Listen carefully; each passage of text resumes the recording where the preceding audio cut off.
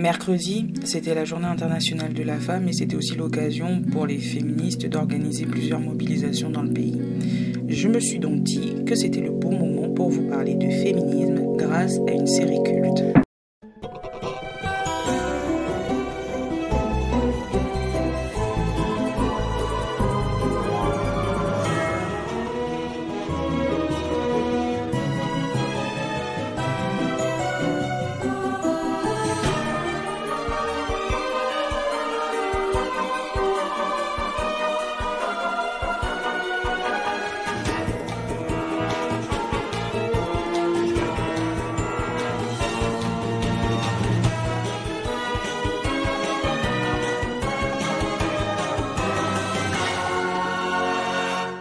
Je pense que vous connaissez tous Desperate Housewives et c'est une série qui a probablement marqué pas mal d'entre nous. Elle est passée genre 1000 fois sur M6, W9 ou encore TFX, Teva, bref, toutes ces chaînes qui ne savent pas comment se renouveler. Je me souviens avoir regardé cette série en rentrant des cours genre vers 11h, 11h30 ou encore vers 15h et j'avais l'impression à travers ces femmes de mener une vie d'adulte. Et en 6e, mon prof d'anglais m'avait même dit que j'étais Brie et je l'avais super mal pris parce que moi j'étais persuadée d'être Gabi, mais bon. Les vidéos YouTube qui parlent de Desperate Housewives nous disent que c'est une série féministe, où les femmes reprennent le pouvoir, le générique, vous pouvez aller voir les vidéos sur le sujet, est interprété comme féministe. Les actrices et le producteur, lorsqu'ils sont interviewés, ils parlent de ce rôle de la femme qui est mis en avant, qui est prépondérant, d'une femme qui prend son indépendance, mais vraiment il faut mettre indépendance avec des grosses guillemets, parce que j'ai vérifié, je me suis retapé toute la série, et je peux vous dire que... Oh hell no!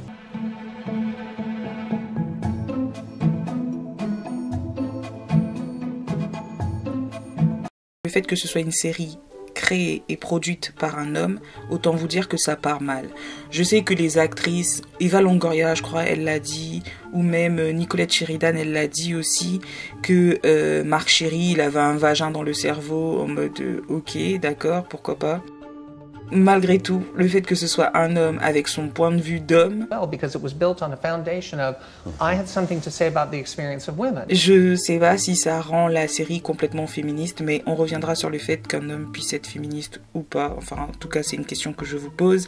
Est-ce que vous pensez qu'un homme peut être féministe? I'd always seen my mother as the perfect wife and mother, a woman who aspired to nothing more than to be a wife and mother. So to find out that that life had caused her pain was a complete epiphany. And I said, well, good heavens, if you've had moments of desperation in those years, every woman's had them, because you wanted that life.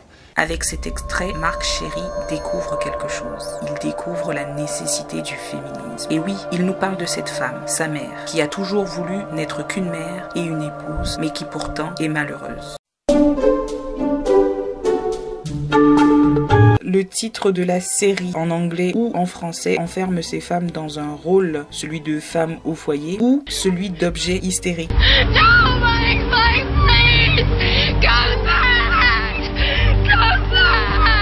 Ce qui entretient deux clichés machistes sur les femmes. Et très souvent, la raison pour laquelle elles sont désespérées, c'est à cause des hommes. Alors comme je l'ai dit, on peut pas en vouloir à Marc Chéry de créer avec ses propres biais et sa vision de la société. Il faut pas oublier que Desperate Housewives est une série qui date du début des années 2000. Depuis, les mentalités ont évolué.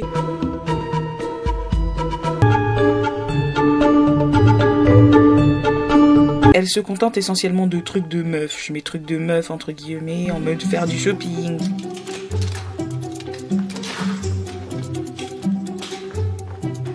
J'avais dit taupe. Pour moi, ça c'est du beige. Nous ne l'avons pas en taupe. 2e étage, 3e mannequin sur la gauche. Réveillez-vous. Des ragots. T'es doué en papotage pour un mec. Merci. S'occuper du ménage, les enfants, s'occuper des affaires du voisinage. They quickly discovered had a few pests. Hey, neighbor! Of its own. Oh, we haven't got a chance to meet. I'm Susan. I live next door. Oh. Et être de bonnes femmes au lit pour leur mari. Tout chez ces femmes tourne autour de leur couple. Elles cherchent absolument à être en couple et n'ont aucune envie de se retrouver seules. Sans les couples, il n'y aurait aucune trame narrative dans cette série. Bon, ok, j'abuse un tout petit peu. Il y a d'autres intrigues, mais on a l'impression que chacune cherche ce fameux amour éternel, hétérosexuel et monogame, même si il y a un couple homosexuel et même si à un moment donné Catherine va essayer d'explorer autre chose que l'hétérosexualité, on a quand même l'impression que ces gens ont besoin d'être dans un mariage avec des enfants, une vie de banlieue chic, et ça nous fait penser un peu à tous ces contes de fées qu'on raconte notamment aux petites filles en mode ils vécurent heureux jusqu'à la fin des temps. Le fait qu'elle déteste toute Eddie et que la raison de cette détestation soit le fait qu'Eddie soit une aguicheuse / allumeuse / voleuse de mari / mangeuse de reste, je trouve ça un peu bizarre en fait.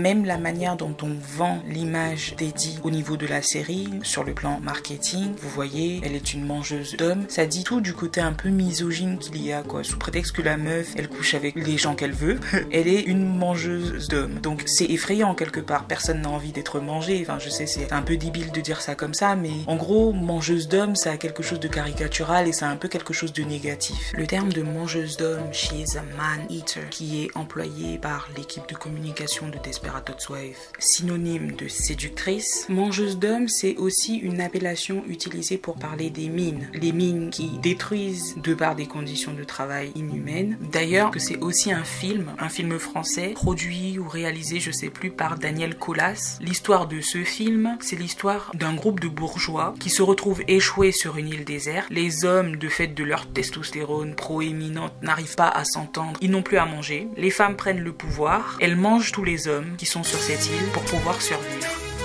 Là encore, on détruit l'homme, la femme détruit l'homme. Donc le terme mangeuse d'hommes a un fond d'inconscient un peu frileux, un peu peureux. On a l'impression que ce terme est employé par des gens qui ont peur du renversement de la situation. C'est-à-dire une situation où les femmes se comporteraient comme des hommes.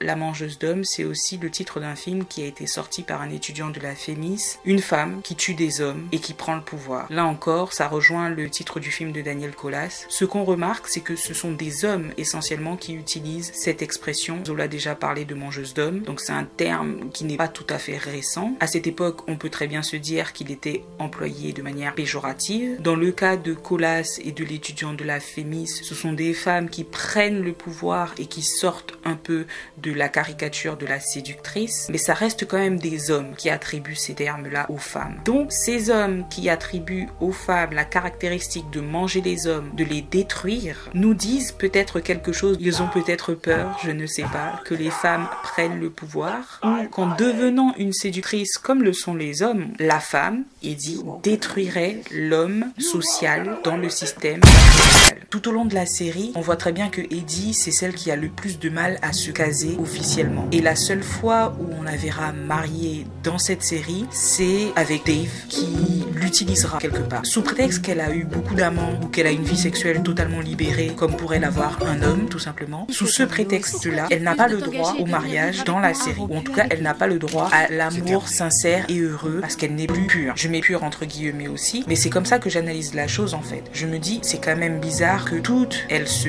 marient, elles sont dans des mariages stables, dans des relations de couple plus ou moins stables, sauf Eddie. Eddie est vraiment celle qui n'aura jamais droit à ce...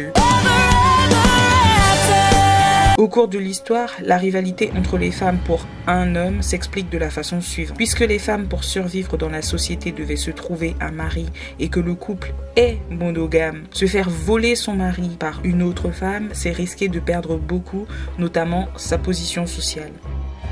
Les femmes font des trucs déplorables dans cette série pour avoir l'attention des hommes et ça je trouve ça carrément pas féministe. Comme la guerre entre Eddie et Suzanne, j'ai l'impression que elles se battent beaucoup pour le même homme. Par exemple Eddie qui lave la voiture en petite tenue, enfin tu te dis mais meuf pourquoi tu te sens obligée de faire ça quoi. Bon oui d'accord, il y a des trucs féministes dans Desperate Housewives. Des hommes qui se retrouvent à vivre du travail de leur femme. Papa va rester à la maison. Il faudrait qu'on en reparle. Tu vas reprendre ton travail.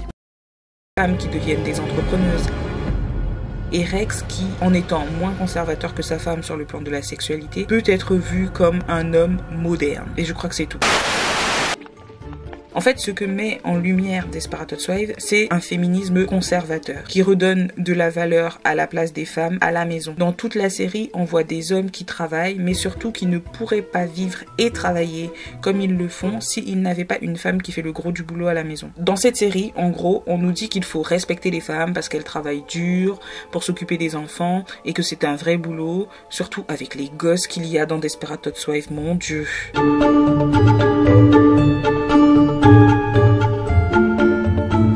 Je vais analyser chacune des dames de Wisteria Lane et on verra ensemble ce que ces cas-là nous apprennent du féminisme.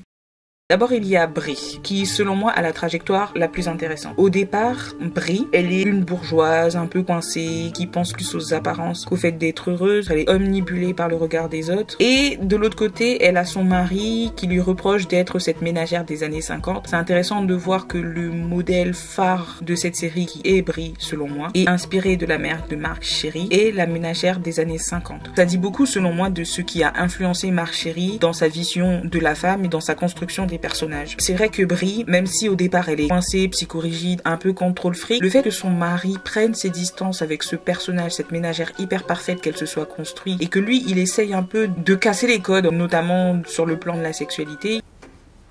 J'aime que l'on me domine. Cette tension avec son mari et même sa mort, je vais pas vous spoiler puisque vous savez très bien que Rex meurt, ça a changé quelque chose dans Brie. Donc elle finit par se débrider.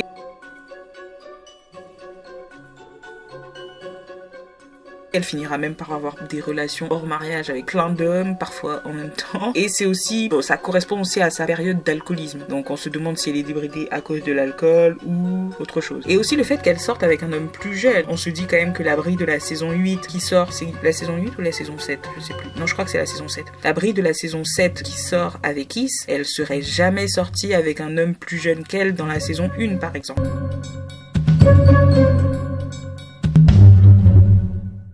Donc c'est une trajectoire de personnage que j'ai beaucoup aimé. Brie, c'est vrai, mon prof d'anglais avait peut-être raison. Reste mon personnage préféré, je la trouve formidable.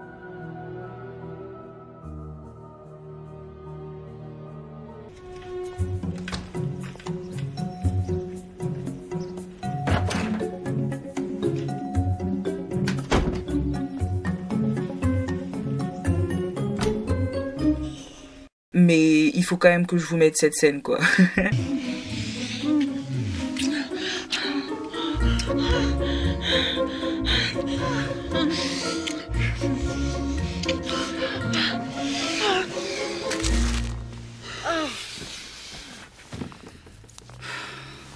Okay, baby.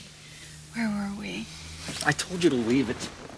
Qui fait ça? Mais on voit quand même dans la saison 1, parce que c'est vraiment la saison 1 que j'ai le plus pris en exemple pour pouvoir construire cette vidéo. On voit quand même dans la saison 1 que Rex, par exemple, il n'arrive pas du tout à se débrouiller sans Brie. Genre, il l'appelle parce qu'il se retrouve à manger des burritos dégueulasses. Il se rend compte en fait que sa nourriture lui manque. Alors que quand elle passait son temps à cuisiner, même son fils lui avait dit mais pourquoi tu cuisines pas des boîtes, tu vois? Alors que elle faisait quand même en sorte de rendre sa famille heureuse par la nourriture. Et c'est un aspect de valorisation, même si ça reste une valorisation dans le cadre traditionnel des femmes, c'est un aspect de la valorisation de la femme que je trouve intéressant dans Desperate Housewives. Dans Desperate Housewives, je sais pas si vous dites Desperate Housewives ou Desperate Housewives, parce que moi je dis Desperate Housewives, genre FE quoi. Bref. Au final, Brie va monter une entreprise de cuisine. C'est grâce à ça qu'elle se fera de l'argent. Après, elle a déjà de l'argent, c'est une bourgeoise, donc voilà. Selon moi, ça reste du féminisme de salon, vous voyez. Une femme qui est quand même d'une classe privilégiée, donc qui malgré tout n'aura pas à subir l'oppression de classe.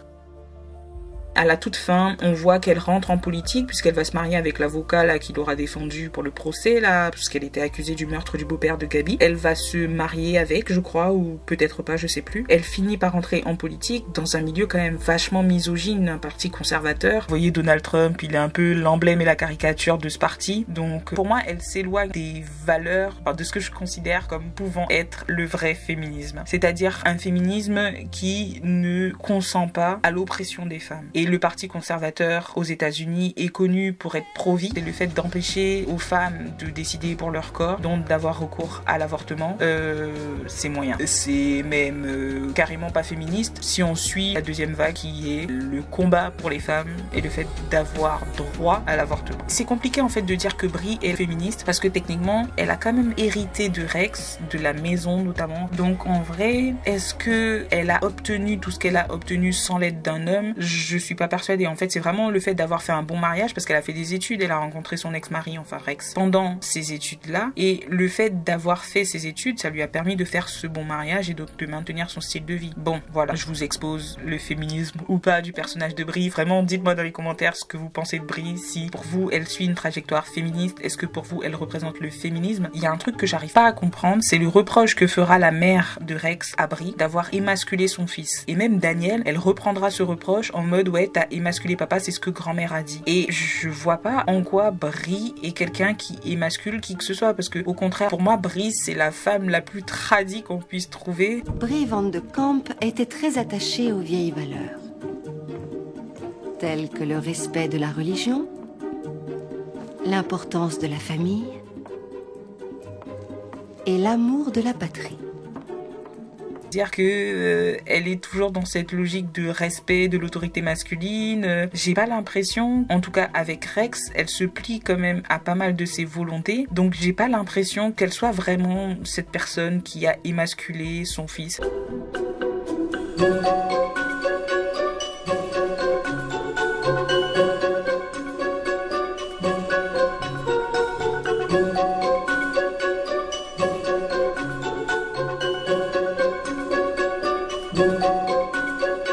Et c'est là en fait que le personnage de la mère de Rex est très intéressant parce qu'il nous rappelle en fait que le féminisme est une évolution pas à pas en fait. La mère de Rex est probablement même pas féministe pour moi, je pense qu'elle rentre pas du tout dans ses codes, mais elle aurait probablement aimé que Brie soit plus soumise à son fils. Or avec mes yeux de 2023, je trouve que Brie est très soumise à Rex, alors que la maman, elle a dû connaître sa jeunesse dans les années 50 ou peut-être un peu après, j'en sais rien. Elle, pour moi, elle est carrément pas féministe, mais elle trouve que Brie est émasculatrice, genre en mode elle émascule son fils. Donc on voit un peu le fossé qui se creuse et l'évolution des mentalités qui se fait grâce en fait à ces personnages, enfin et à l'analyse de ces personnages qu'on peut fournir en 2023. Suzanne, oh là là, Suzanne. Je sais pas comment vous dire, mais moi je déteste Suzanne. Vraiment, je l'aime pas. Elle me...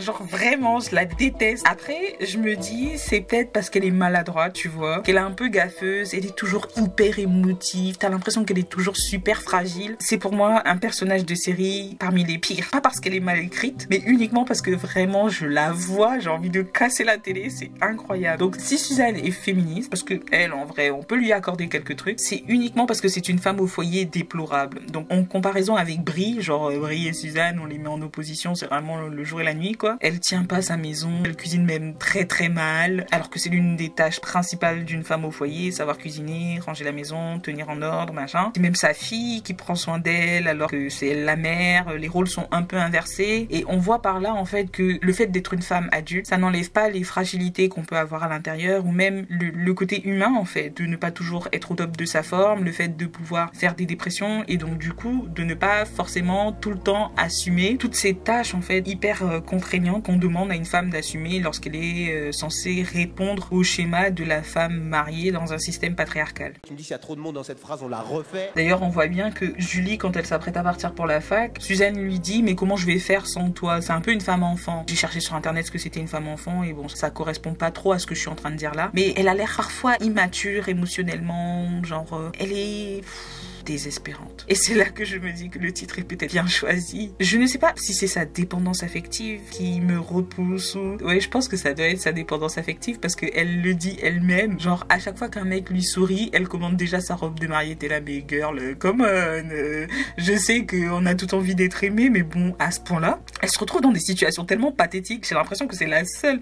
Non, je peux pas dire que c'est la seule à se retrouver dans des situations aussi pathétiques, mais le fait pour Suzanne de se retrouver dans des situations pathétiques, c'est la suite logique du personnage. Et cette scène-là, elle m'a vraiment grave choquée. Ou encore, le pire du pire, c'est quand elle se met à crier Mike au milieu de la rue en robe de mariée, que le mec il vient de la quitter, tout ça parce qu'elle a fait des manœuvres, des espèces de magouilles pour l'éloigner de son fils. Enfin, compte tenu de ce que les séries jouent un rôle sur nos imaginaires, et ayant regardé cette série quand j'étais très jeune, on a tendance à croire en fait que les comportements de Suzanne, par exemple, si quelqu'un ne vient pas nous dire mais en vrai t'es une meuf, tu te respectes, tu fais pas ça, tu vois, t'es pas là en train de chialer dans la rue à terre, en train de te rouler en mode ouais me quitte pas, tu vaux mieux que ça en fait. Et surtout si un mec te quitte, c'est quand même pas si grave que ça. Donc quand on regarde ça en étant jeune, peut-être que c'était pour ça que c'était interdit au moins de 12 ans, je sais pas, mais moi ça m'a pas, comment dire, c'était pas des comportements qui me choquaient. Je me disais ok, bah une meuf peut faire ça si elle est désespérée parce qu'un mec vient de la quitter, bah elle peut se rendre aussi pathétique en public, enfin. Mais aujourd'hui je me dis mais ouais, c'est carrément de l'humiliation en fait, c'est un comportement carrément infamant. Et s'auto-humilier comme ça, juste pour un homme, j'ai envie de lui dire mais come on bitch, where is your self-esteem?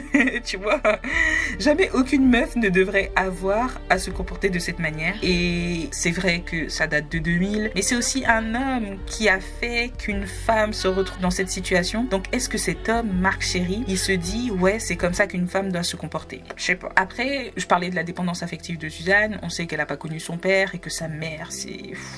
Sa mère est une femme qui court après les hommes genre tout le temps, c'est pas grave en soi, mais on a l'impression qu'elle court pas après les hommes de manière saine, c'est-à-dire qu'elle en a besoin, c'est pas juste un plaisir, c'est vraiment un besoin, elle peut pas se retrouver seule. Et dépeindre, exposer autant de femmes qui n'arrivent pas émotionnellement à se retrouver seules, je trouve ça tellement tragique, même si à la fin, c'est vrai que Suzanne, elle est l'une des seules à terminer seule. Elle part, Mike est mort, vous le savez, elle finit par se concentrer sur son rôle de mère et de grand-mère sans être en couple. Alors que dans toute la série, c'était carrément l'un de ses objectifs principaux en fait, le fait d'être en couple. Donc là, l'évolution du personnage, on se dit pourquoi pas. Et Gerda Lerner, ou Gerda Lerner, je ne sais pas, dans son livre La création de la conscience féministe à travers les siècles, je crois que c'est du Moyen-Âge au XVIIIe siècle, elle explique très très bien comment la prise de conscience féministe, j'ai pas dit le féminisme, hein, parce que le féminisme date du 19e siècle, enfin en tout cas le terme féminisme date d'un peu avant, mais les vrais mouvements de revendication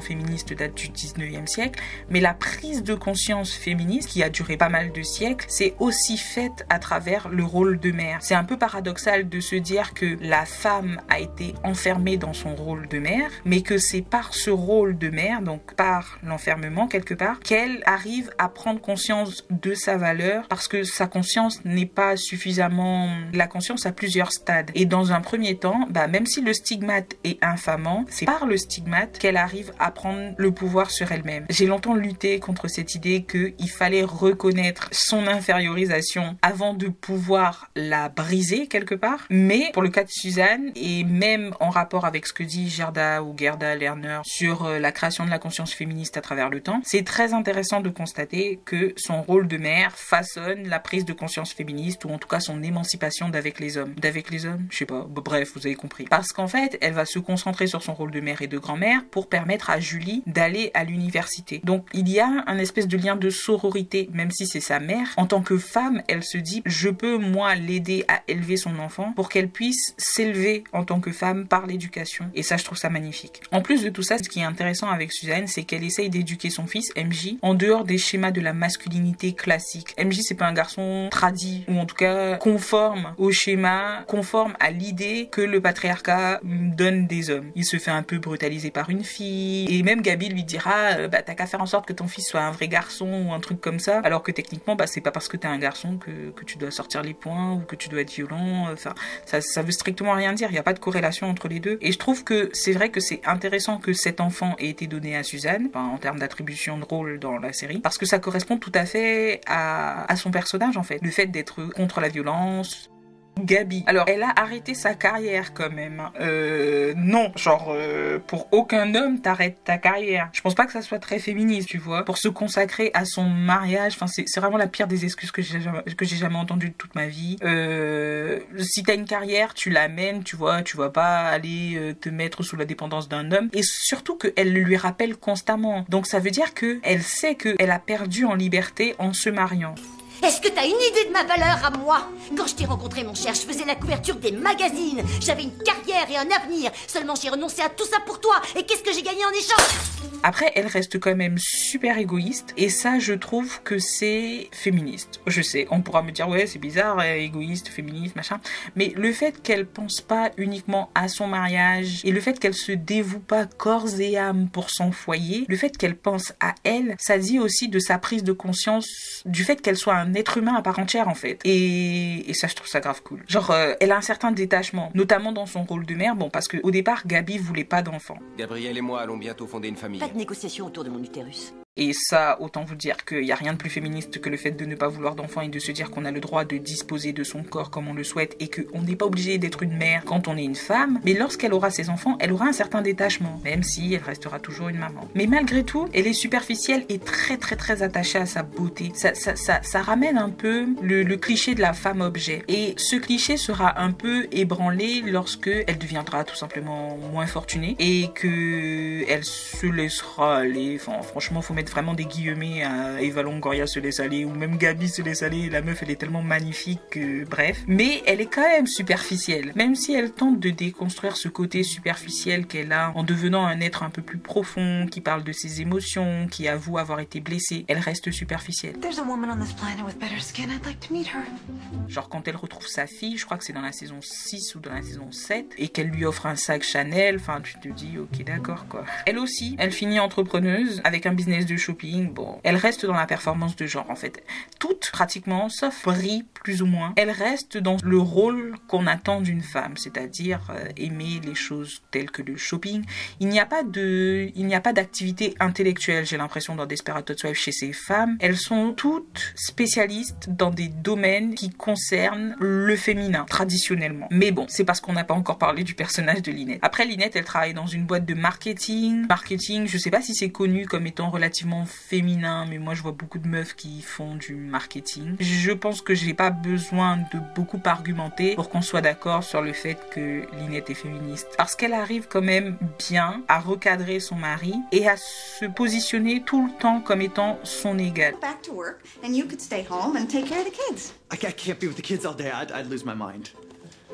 D'ailleurs, on voit que le conflit avec les mamans des maris est criant et montre une évolution, comme je l'ai dit tout à l'heure, des mentalités et le choc quelque part des générations parce que la maman de Tom dira aussi à Lynette qu'elle n'a pas travaillé, que c'est vraiment n'importe quoi, qu'elle passe pas son temps à la maison avec ses enfants. Et en gros, Lynette lui répond: si je fais tout ça, si je reste une femme au foyer traditionnelle, classique, comme vous le voulez, si c'est pour que mon mari me trompe, ça n'a strictement aucun intérêt. Et là, elle touche un point sensible.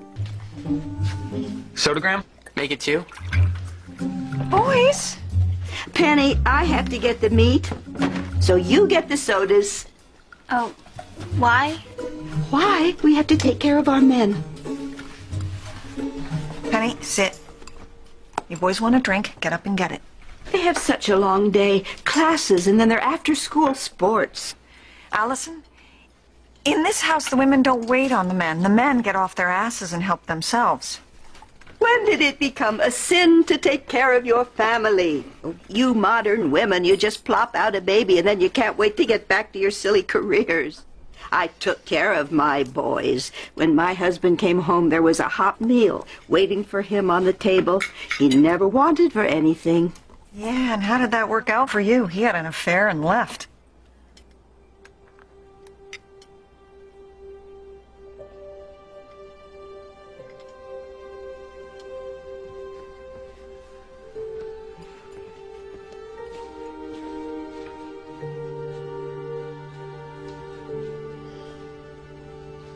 Lynette, dans sa famille, elle est l'autorité. C'est elle qui décide, c'est elle qui arrive à inculquer aux enfants des valeurs, c'est elle qui est motrice de la famille. Et ça dénote un peu de cette tradition de l'homme chef de famille. Le chef de famille dans la famille Scavo, c'est Lynette. Et on verra même à un moment que le compagnon de Karen McCluskey, il aura du mal. Hey Roy, can I talk to you? Sure thing, Pally. Here, take a load off. If it's about me getting into it with your wife, though, I have to stop you first and say I'm sorry. Well, thanks. I mean, I know times have changed, but a man's still a man. And you deserve to have your wife respect you. She respects me plenty, Roy. Here's the thing you gotta understand about Lynette. She grew up without her dad. Her mom was a drinker, so she had to be responsible for everyone. Yeah, well, that's rough. Yeah. It left her with this constant fear that everything could suddenly fall apart. And that's why she needs to control everything. Of course, she can't. Nobody can. But she can control me. If I let her. So I do. Because it makes her feel safe. And that is my job as her husband. To make her feel safe.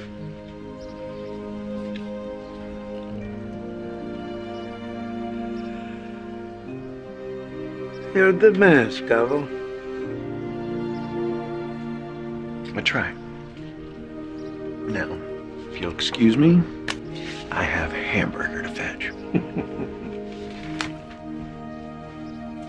Lynette aussi ne s'habille pas de manière typiquement féminine. Elle porte des vêtements assez casual quoi. Elle est pas apprêtée comme Brie l'est, elle est pas en mode minette comme Suzanne ou en mode accro du shopping comme Gabi. Ah oui, et ce qui est très intéressant aussi, c'est que Lynette ne fait pas forcément l'effort comme pourrait le faire Brie ou Gabi. Mais Gabi elle a pas d'enfant donc voilà. Mais d'être toujours sexy pour son homme, vous voyez, d'être cette femme multifonction qui fait la cuisine, qui s'occupe des enfants, qui range la maison et qui le soir assure au lit. Non, elle la plupart du temps elle dit bah écoute moi je me suis occupée des gosses toute la journée, je suis crevée ou oui bah désolé je sens le vomi parce que je me suis occupée des gosses toute la journée. Pour moi Lynette c'est celle qui montre le plus la réalité d'une femme au foyer. Bon, Desperate Housewives, une série féministe pour son temps peut-être, mais le problème reste quand même que les femmes dans cette série ont des propos d'hommes. Et Gabi dans l'épisode 5 de la saison 1 elle dit un truc qui m'a choqué, que en gros c'était dans la nature des femmes de manipuler les hommes et que cette manipulation était quasiment la raison pour laquelle elles arrivaient à se faire une place dans le couple. Et j'ai trouvé ça un peu litigieux parce que je me dis ça fait quand même écho aux écrits bibliques qui disent que oui la femme est une pécheresse et que l'homme avec sa rationalité doit la soumettre. D'ailleurs elles sont toutes un peu abusives comme fin, on va pas se mentir,